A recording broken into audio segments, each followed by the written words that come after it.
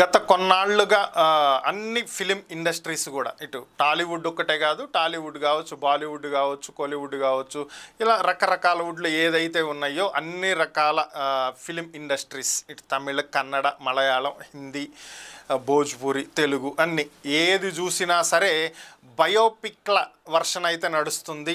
అన్ని బయోపిక్లు తీసుకుంటూ పోతూ ఉన్నారు. కొన్ని సక్సెస్ అయినటువంటివి ఉంటే కొన్ని ఫెయిల్యూర్ అయినటువంటివి ఉన్నాయి.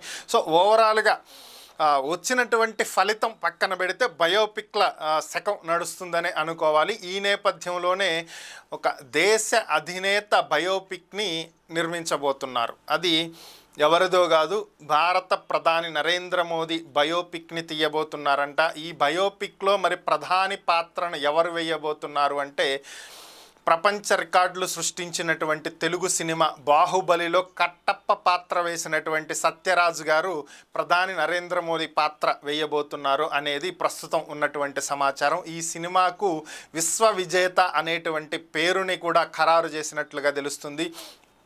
అన్ని భాషలలోనూ ఒకేసారి విడుదల చేయబోతున్నట్లుగా సమాచారం. పాన్ ఇండియా సినిమాగా దీన్ని రూపొందిస్తున్నారు. అంటే ఈ సినిమాకి కట్టప్పే హీరో అని కూడా అనుకోవచ్చు. ప్రస్తుతం కట్టప్ప మోదీ ప్రధాని పాత్ర చేయబోతున్నారు. ఇది సమాచారం.